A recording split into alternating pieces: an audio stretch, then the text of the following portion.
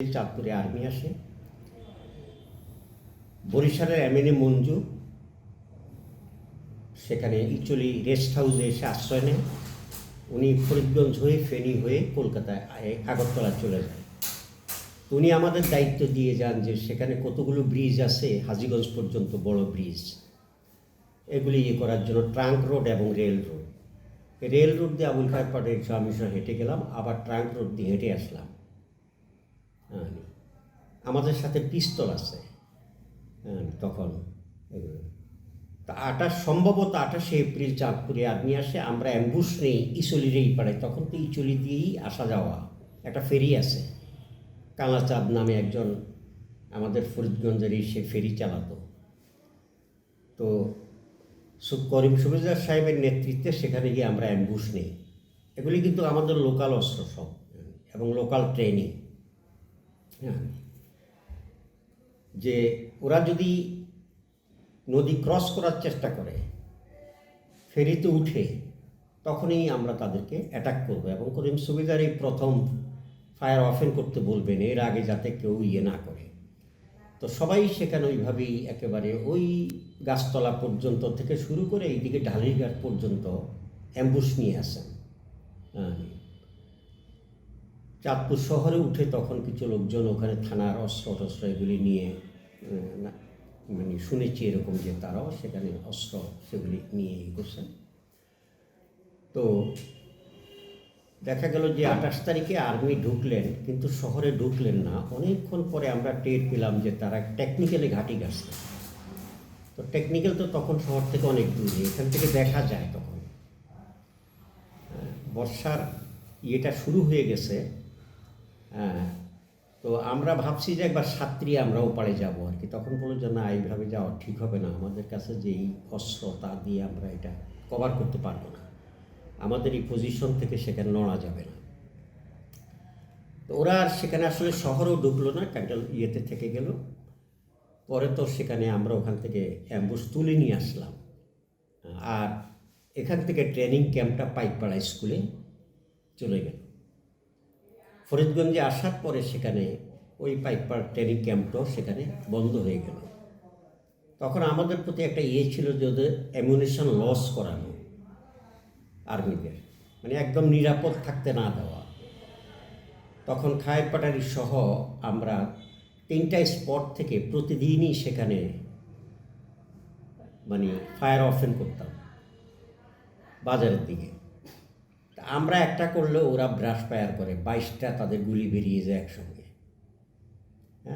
তো কখনো ভাটির গাঁও থেকে করতাম, কখনো আমাদের বাড়ির টয়লেটের এখান থেকে করা হতো, কখনো বেতুয়ার খাল থেকে করা হতো।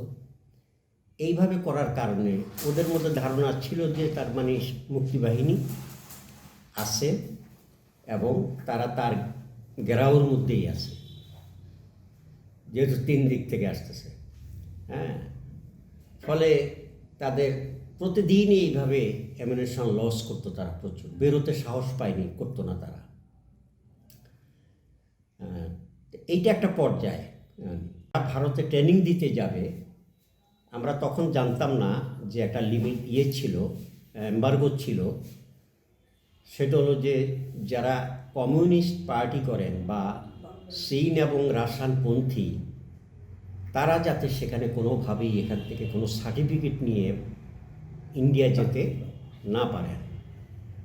এইটা তখন আমাদের এতটুকু চেতনার মান এই জায়গায় ছিল না। সোভিয়েত ইউনিয়ন, চীন সমাজতান্ত্রিক ব্যবস্থা সম্পর্কে আমাদের জানা ছিল না। তা আমাকে, মনির, নজির, হাসান, মোহাম্মদ আলী, এরকম আমাদের বেশ কয়েকজনকে সেখানে করা হলো যাতে আমরা প্রথম স্ক্রুটিনি করি যে কে সার্টিফিকেট পাবে আর কি। যেমন আলী সেখানে, সে ঢাকায় থাকতো, আসলে ওর বাবা হোম ইকোনমিক্স কলেজে চাকরি করতো। তার সাথে আমাদের বন্ধুত্ব হয়। ওই আমাদের যে মাইনুদ্দিন মানে হলো যিনি প্রখ্যাত রাজাকার ছিলেন, কি কোম্পানি যেন, সায়েদ আলী কোম্পানি, ওনার ছেলেদের সাথে আমাদের বন্ধুত্ব ছিল। তখন উনি কিন্তু মুসলিম লীগের সমর্থক ছিলেন, কিন্তু মানে এইরকম পরিণতি হতে পারে ওনার শেষ পর্যন্ত এটা জানা ছিল না আর কি। তো আলীকে সেখানে তখন আমরা সার্টিফাই করে প্রথম পাঠিয়ে দিই আর কি, এরকম যে ওকে দিয়ে করা যায়। তো এইভাবে একটা সময় পর্যন্ত আমরা ঠিক করে দিতাম যে ওকে সার্টিফিকেট দেন। পরবর্তীতে আসলে সার্টিফিকেট আর ছিল না, এইটা এমনিতেই শুরু হলো। পরে আমরা 11 জন, আর আমি আর আবুল খায়ের পাঠাই সেখানে আসলে নৌকায় নৌকায় থাকতাম। বেশিরভাগই থাকতাম আমরা বুয়ারহাট এবং আমাদের এই আইলি রাস্তার মাঝখানে বর্ষাকালে ওখানে একটা বাঁধ ঝাড় ছিল, ওখানে কিছু লোক এগ্রিকালচার অফিসে চাকরি করতেন। তখন শান্তি মজুমদার, আমাদের বন্ধু শান্তির বাবা, উনি এগ্রিকালচার অফিসার ছিলেন। তো ওনার একটা মেয়ে ছিল, ওনার ওয়াইফ, 3 জনকে ওই বাড়িতে নিয়ে রাখা হয়েছিল। আমরা ওখানে রাত্রি অবস্থান করতাম, রাতে গিয়ে মানে সমস্ত এলাকা ঘুরে গিয়ে রাতে গিয়ে ওখানে অবস্থান করতাম। আমাদের সাথে এই অস্ত্রগুলি সেখানে ছিল।